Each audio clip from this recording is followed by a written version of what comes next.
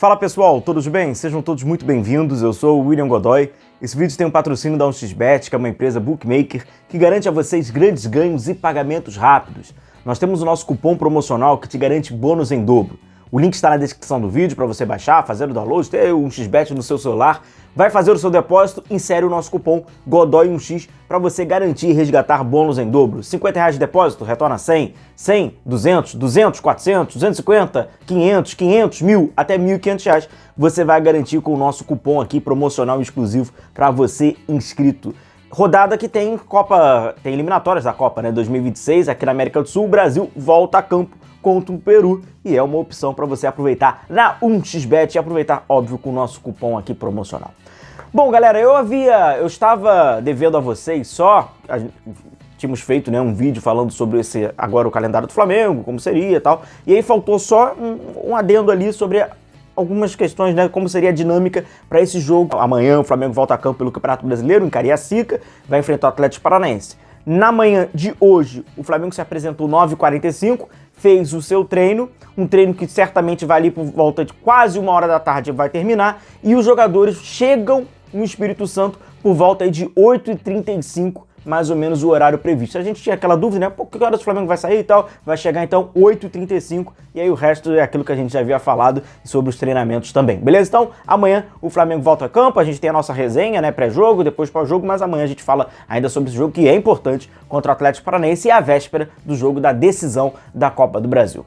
Bom, galera, sobre o assunto de renovação, né, não é nenhuma surpresa, o Flamengo está ali, né, tem ali alguns contratos para vencer, né, esse ano, Rodrigo Caio, Felipe Luiz, Everton Ribeiro, Bruno Henrique, que inclusive é um contrato que o Flamengo já está buscando, né, o próprio Flamengo havia sinalizado que após a decisão da Copa do Brasil já iria ver, né, algumas dessas renovações, mas a do Bruno Henrique, a gente sabe nos bastidores que já tem algumas conversas tentando ali já ser adiantadas, 2 anos de contrato, quanto vai ser o salário, é evidente que o Bruno Henrique está querendo ali junto com o seu empresário uma valorização salarial, tal, o Flamengo vai ali buscando. E entre essas renovações tem a renovação do Gabigol, mas o Gabigol vai esse contrato dele só em 2025, e aí o Flamengo já estaria antevendo, enfim. Dessas renovações, né, vão se encerrar agora. Rodrigo Caio, Felipe Luiz e o Everton Ribeiro. O Rodrigo Caio dificilmente continuará no Flamengo, pelo visto o Flamengo não sinalizou até o momento nada. O Felipe Luiz está a critério do atleta, como vocês sabem, e o Everton Ribeiro vai ser renovado, o contrato do Everton Ribeiro. E aí, falando sobre o Everton Ribeiro, eu peguei até alguns números aqui que vão ilustrar uma condição de uma mudança, né, do Everton nesse ano, uma queda, né, de rendimento do Everton, mas o que pode sinalizar, inclusive, para nessa renovação do contrato do atleta, esses últimos anos da carreira do Everton, e assim a partir do ano que vem no Flamengo, uma renovação de um estilo. Eu tô até com a minha pranchetinha aqui, tô com alguns números e a gente vai pontuar e falar em especial do Everton Ribeiro, que seu contrato encerra esse ano e o Flamengo vai fazer a renovação do seu contrato.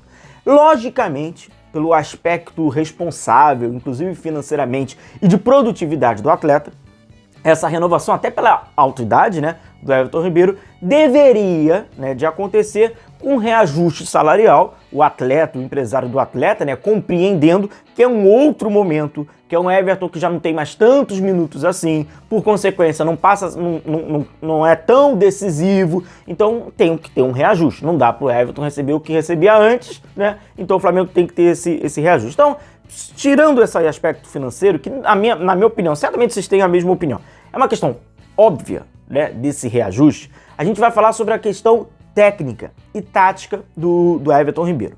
Alguns desses números acabam nos surpreendendo, mas quando a gente, né, vai acompanhando, a gente vai vendo que há necessidade de uma renovação também do atleta, né, uma reinvenção do atleta nesse finalzinho, né, da carreira. Aqui, como eu trago para vocês, vamos lá, a expectativa de gols do Everton aqui está 0,67. Ele sempre foi um jogador com baixa expectativa de gols, né? Ele não é um meia artilheiro.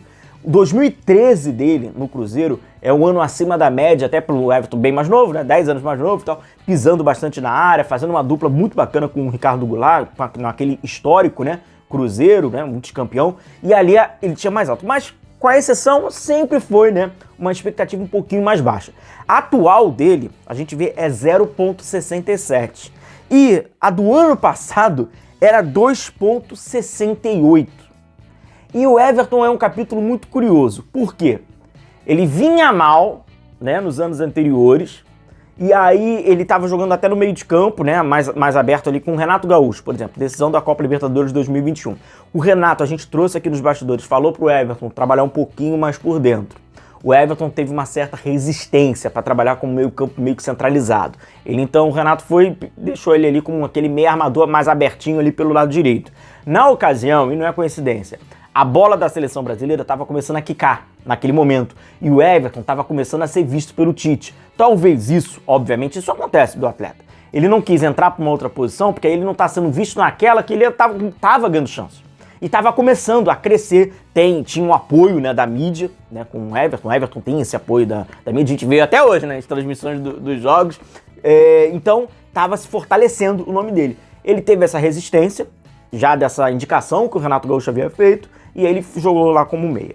Começa a temporada e não fez um bom ano, 2021. Começa a temporada de 2022, cara, com o Paulo Sousa querendo observar tudo, testando todo mundo, e sobrou pro Everton até meio que uma ala ali pelo lado esquerdo. E aí já era completamente diferente daquilo que ele vinha fazendo já nos últimos anos, né? O Paulo Sousa foi, depois mudou, botou ele lá pro mesmo lugar, as coisas não estavam andando, o Paulo Sousa caiu, e aí veio o Dorival. E a grande sacada do Everton, né, do Dorival com Everton Ribeiro, foi para fazer aquele conforto, né, daqueles três lá na frente, sacrificou os jogadores do meio de campo, né, Thiago Maia, João Gomes e o Everton Ribeiro, e o Everton Ribeiro trabalhou ali meio que com um meia mais criativo entre os três, obviamente, João e Thiago Maia, mas só que não era aquele armador pontinha pelo lado direito. Já estava centralizando um pouco mais, caía bastante pelo lado direito, tinha o apoio do Rodinei no canto, né, naquele corredor externo, e ele trabalhando pro meio e fez um final assim de ano, cara, muito positivo, chegou aí lá pra Copa do Mundo e tal, perfeito.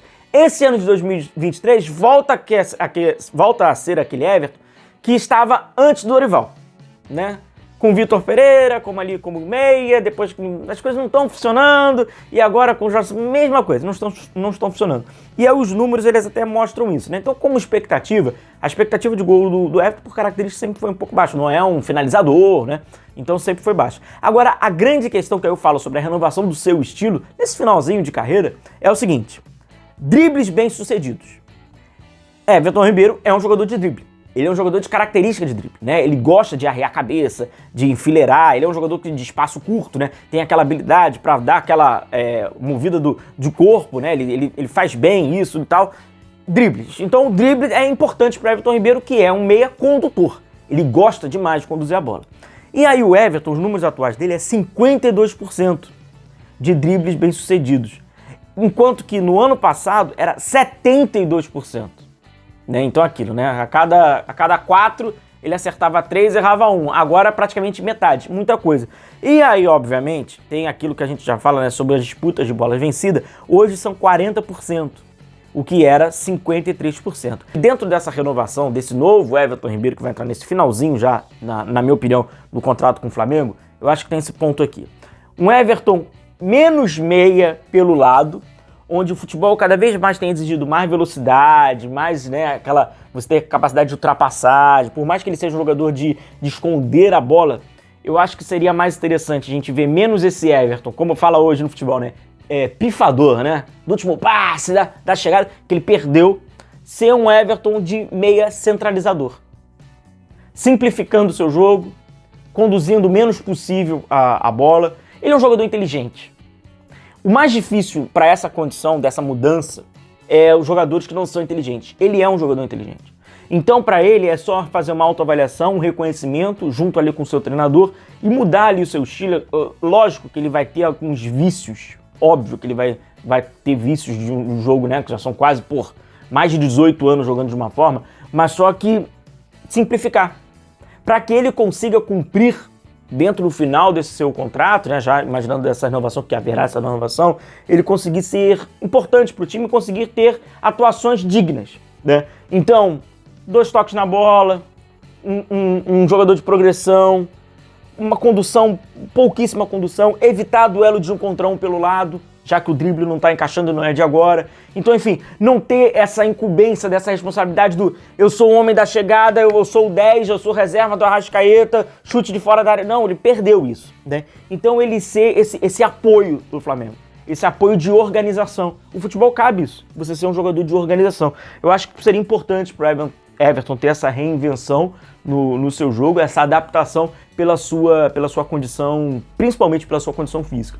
E o Flamengo reconhecer que não dá para que no ano que vem o Flamengo não contratar um meia armador, não contratar o famoso, né? Reserva do Arrascaeta, enfim, por mais absurdo que possa parecer, mas enfim, não contratar um atleta como esse e ter como desculpa, não, é porque tem o Everton. Não.